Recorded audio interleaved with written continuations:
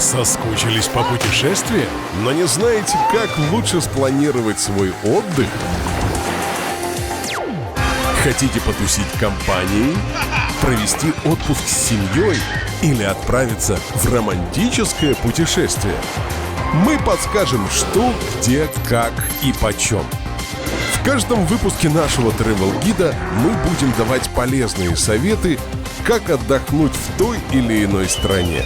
Ведь к путешествиям нужно готовиться заранее.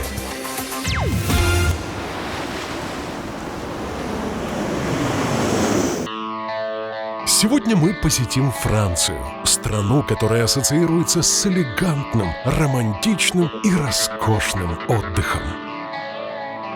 Горы, море, пляжи, замки, дворцы, шато, фуагра, устрицы, круассаны, вина, сыры и трюфеля.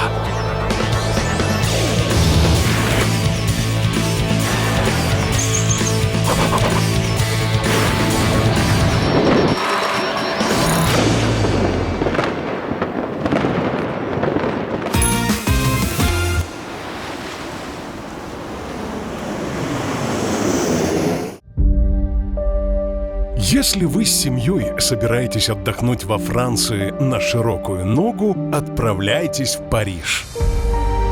Столица Франции и мечта многих девушек и женщин. Город, где на каждом углу пахнет свежесваренным кофе и только что испеченными круассанами. Я в Париже! Париж – отличный вариант для семейного отдыха с детьми. Ведь здесь находится Диснейленд. Входной билет на один день порядка 100 евро. Только вдумайтесь, сюда приезжает 17 миллионов человек в год. А знаете почему? Потому что это единственный Диснейленд в Европе. До США, Гонконга, Японии лететь далеко. Поэтому все и едут сюда. Фастпасс, позволяющий проходить на аттракционы без очереди, 150 евро. Здесь просто нереально огромные очереди. Без фастпасса никуда. Также в Париже находится один из крупнейших художественных музеев мира – Лувр. Купить билет можно онлайн, бронируя при этом конкретную дату и время посещения. Вход 17 евро. Детям бесплатно.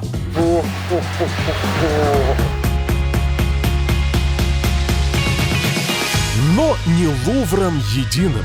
В Париже также находится ателье де Люмьер, цифровой музей изобразительного искусства, где на стенах показывают проекции картин художников 20 века под музыку великих композиторов Вагнера, Шопена, Бетховена. Входной билет 14,5 евро. Париж – город модный, поэтому правильным времяпрепровождением здесь считается шопинг. Причем, если вы не любитель этого дела, то вам в помощь персональный шопер. Этот человек быстро и успешно подберет луки всей вашей семье. Я уже вижу, как это просто все идеально сидит на моем нормальном теле. Самый удобный способ передвигаться по Парижу – это комфортный французский автомобиль.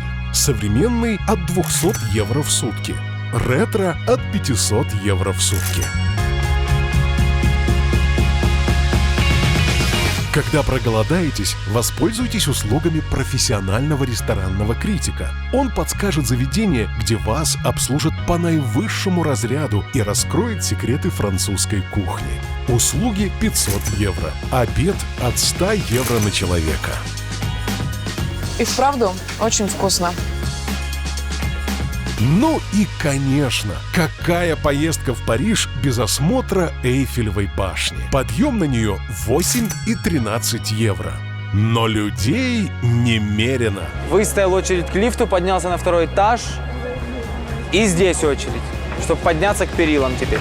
Поэтому лучше прийти на площадь Трокадеро в 6 утра. В это время людей возле башни меньше всего. Красиво, правда? Но самый классный вариант – смотреть на Эйфелеву башню, когда хочешь и сколько хочешь, прямо из окон вашего жилья. Личный пентхаус с балконом от 1000 евро в сутки. Мама дорогая, там башня.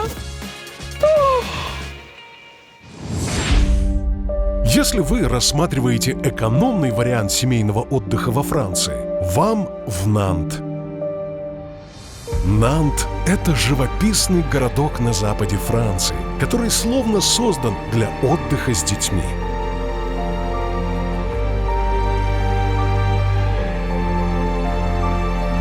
Привет нам! Здесь тебе и необычные детские площадки, и яркие инсталляции, и площади, наполненные водой, в которых очень классно освежиться посреди жаркого дня.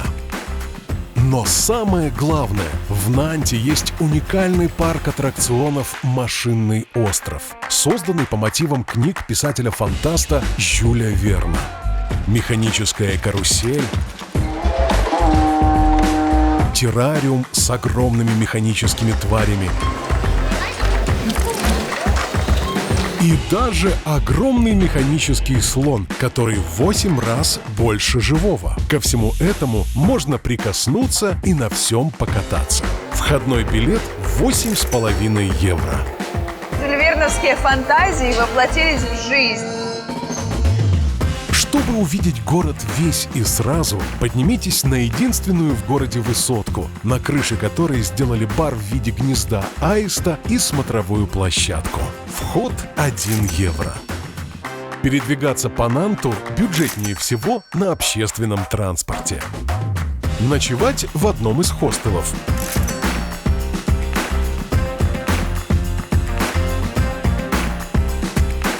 На завтрак или обед отправляйтесь с семьей в местную крепырию, блинную по-нашему. Такие блинчики из пшеничной муки, крепы, французы кладут только сладкую начинку. Вот здесь, например, карамель. Еще. Если захотите поближе к океану, поезжайте в городок Бувуар-сюр-Мер. Тут также находится уникальная дорога Пассаж-де-Гуа, которая дважды за сутки полностью уходит под океанскую воду. Смотрите, сейчас я стою на морском дне. Вода ушла, дорога появилась, машины поехали, а люди пошли собирать устриц там или мидии, что они собирают.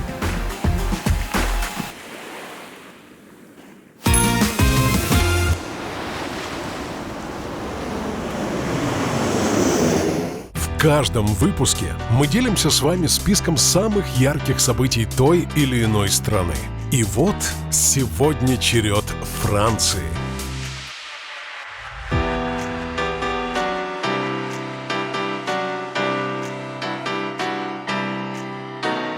Ежегодно в середине лета во французский регион Прованс съезжаются тысячи людей со всего мира. И все ради того, чтобы увидеть лавандовые поля. Этот цветок здесь настолько популярен, что в его честь устраивают праздники, фестивали, ярмарки и даже битвы за звание «Жнец года». У меня осталось всего пару минут. А я только в начале пути.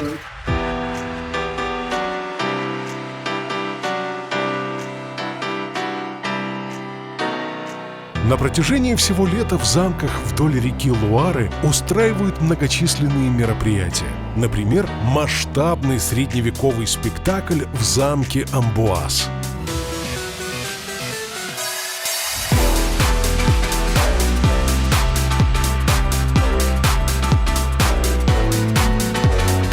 Особенность в том, что место сцены у нас лужайка перед замком, а декорации — это и есть сам замок. Но это далеко не все мероприятия, которые проходят во Франции. Поэтому перед путешествием обязательно сверьтесь с календарем событий.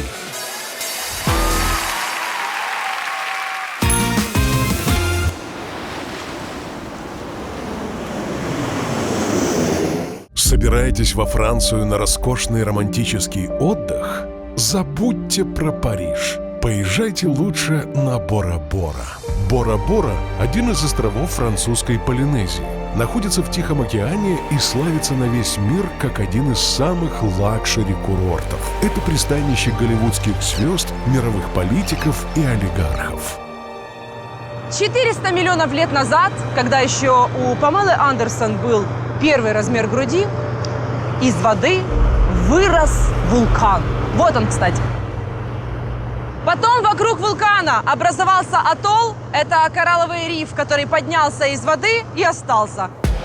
На Бора-Бора находятся десятки высококлассных отелей-резортов, которые встречают влюбленные пары свежими цветами и везут их на комфортных гольф-карах прямо к живописным бунгало на воде. Цены от 1500 евро в сутки.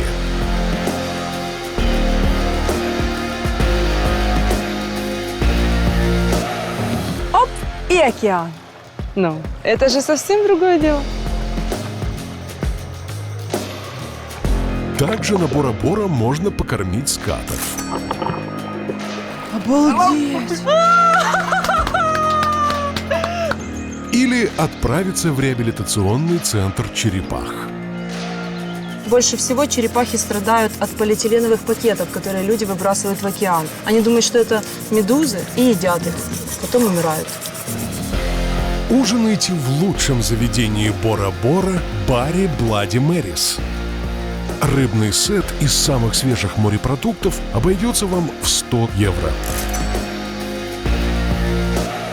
Глубоководный розовый тунец. Сейчас пойдет глубоко.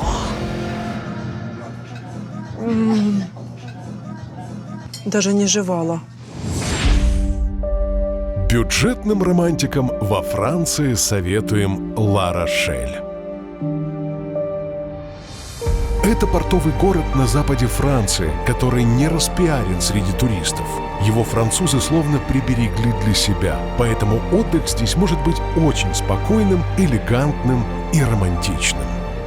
Туристы в городе есть, но их немного, и они какие-то тихие. Они разбредаются по кафешкам, иногда скромно делают селфи на фоне достопримечательностей, и все.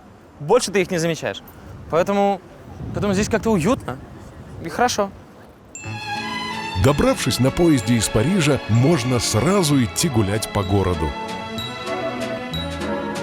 К вашему удовольствию и узенькие улочки, и маленькие домики, и отсутствие шума и гамма. Здесь можно отправиться в тур на лодке к знаменитому на весь мир сооружению Форту Бояр. Цена от 15 евро. Это же тот самый Форт Бояр. Монетки в конце, смотри, тигров выпускали. Паспорту.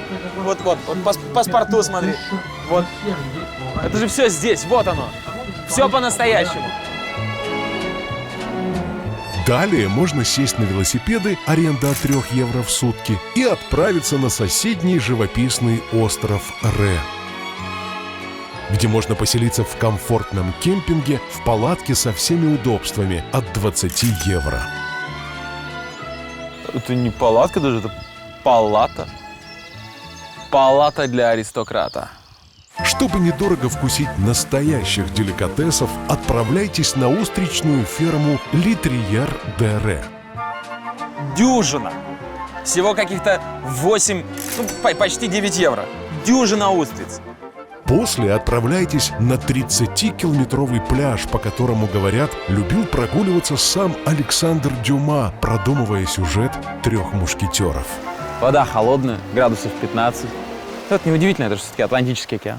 И обязательно посетите живописный 57-метровый 200-летний маяк. Говорят, что с его верхушки в сезон можно увидеть китов. Входной билет 3 евро. Отлив нарисовал просто поразительные пейзажи. Это сказка.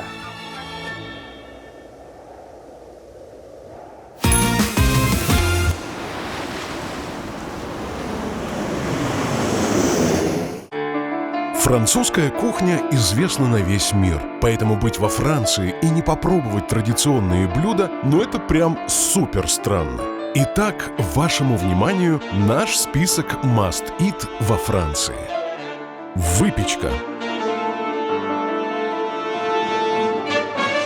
Круассаны, багеты, бриоши, эклеры – это достояние именно французских кулинаров. И понятное дело, что на родине их готовят лучше всего. Цены стартуют от 1 евро. Вкусно. Слоеное тесто, яичко, сыр, бекон. Сыры. Бри, камамбер, рокфор. Эти сыры придумали и создали именно французские сыровары. И попробовать хотя бы парочку из них – обязательный пункт программы туриста. Причем даже если вы купите сыр всего за пару евро в местном супермаркете, качество и вкус гарантированы. Это же сырный рай. Фуагра. В переводе с французского «жирная печень». Это паштет из печени специально откормленного гуся, который производят на специальных фермах. Считается особо дорогим деликатесом. Цены стартуют от 20 евро. Такой сладкий паштет. Это вкус Франции. Устрицы. Этот моллюск – коренной житель французских прибрежных вод Средиземного моря и Атлантического океана. Продаются практически в каждом французском городе. Подаются холодными, поливаются лимоном и запиваются бокальчиком игристого. Цены стартуют от 10 евро за дюжину устриц. У этих устриц просто идеальная консистенция. Она прямо посерединке, как маринованный грибочек, так легко проскальзывает, так...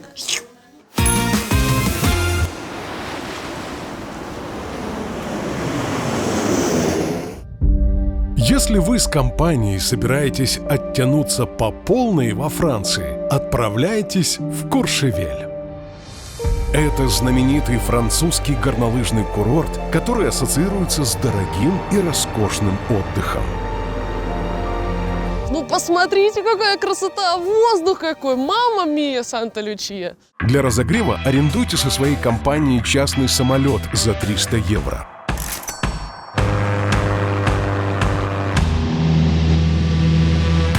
И пролетите над Альпами, самым большим горным хребтом Европы. Это безумие, мы летим над высоченными горами на маленьком самолетике. Далее вас ждет путешествие на горном вездеходе Ратраке, который доставит вас прямо к отелю. В целом мы поднимаемся очень высоко, и сюда бы ни одна машина никогда бы не заехала. Ваше жилье на эти каникулы – один из многочисленных роскошных отелей Куршевеля, который находится высоко в горах. Например, в деревянном домике-шале от 120 евро в сутки. Самое главное, как мне кажется, что есть в этом отеле – балкон с таким видом! После арендуйте горнолыжные костюмы за 90 евро, инвентарь за 30 евро, купите билет на подъемник и вперед кататься.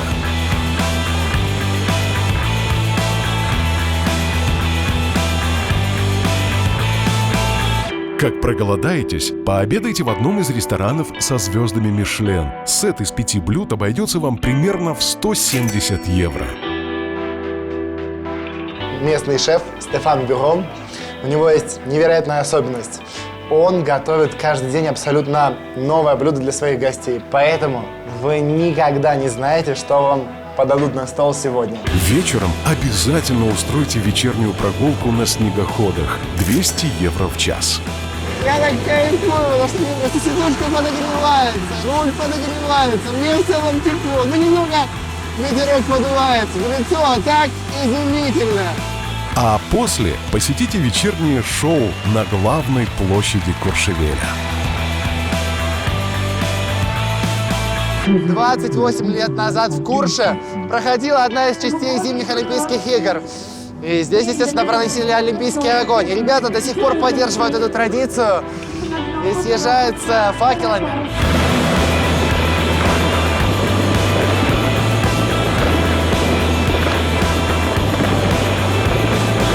Ну это прям по-куршевельски. Если вы с компанией хотите бюджетно отдохнуть во Франции, поезжайте в городок Шамони-Монблан. Это самый старый в мире горнолыжный курорт, который находится у подножия самой высокой горы Европы Монблан. Неудивительно, что альпинизм зародился именно в Шамони. А вот и его отцы-основатели, знакомьтесь. Арас Бенедикт де Сосюр и Жак Бальма. Да, горнолыжные курорты этого региона считаются крайне дорогими. Цены тут капец не манифик. Но внимательного бюджетного туриста в Шамони поджидает несколько хороших бюджетных лайфхаков. Для начала, в местном супермаркете можно за недорого затариться продуктами. Сэндвич, багет и вода примерно 3 евро. Также здесь есть хостелы, арендуя койко-место, в которых можно получить бонусы.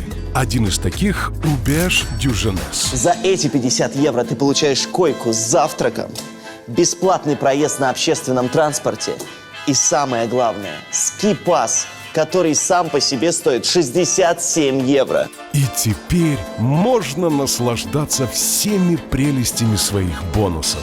Путешествие на поезде в горы бесплатно. Да на этом поезде стоит проехаться только ради того, чтобы вблизи увидеть вот эти чудеса дивные. Встреча с ледником Нерк-де-Глас бесплатно. Отсюда, вблизи, понимаешь, почему этот ледник называют море льда. Но я бы даже сказал, что это река. Вон оно русло, и вот течение реки. Спуск непосредственно к леднику бесплатно. Вот я и на леднике. Посещение ледяного грота бесплатно. Конечно, все это похоже на дворец Снежной Королевы. После ледника остается арендовать снаряжение. В обычных ренталах в Шамони 40, тут 13, на 27 меньше. Рай. Подняться на горнолыжную трассу и вперед катать и веселиться. Как это остановить? Как остановить эту машину смерти? Страшно.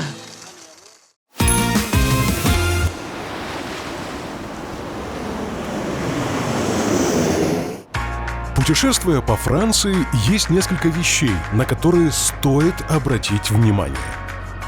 Первое – опасные районы.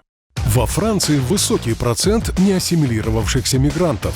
Например, город Марсель в 60-х годах принял более 500 000 беженцев из Алжира, а затем из других колоний Франции. Пособий на жизнь многим не хватает, и тогда они ищут деньги как могут. Не брезгуют и преступлениями. Например, воруют телефоны у оказавшихся не в то время и не в том месте туристов. Поэтому старайтесь не разгуливать по неблагополучным районам. Второе – приливы и отливы. Период, когда море оголяет свое дно, крайне красив, но опасен. Часто туристы ломают ноги, просто поскользнувшись на мокрых камнях. Но еще опаснее во время отлива забираться в дальние пещеры и на безлюдные пляжи. Многие не замечают неожиданного прихода воды и попадают в ловушку. Поэтому сверяйте время приливов и отливов, а также установите связь с тем, кто остается на берегу, чтобы в случае чего вам могли выслать помощь. Я тут! Третье – запах сыра. Если вдруг вы захотите купить во Франции сыр и привезти его в качестве сувенира, учитывайте, что многие виды этого французского деликатеса имеют резкий и порой противный запах, который со временем способен только усиливаться. Да купила сыров на свою голову, тут так воняет.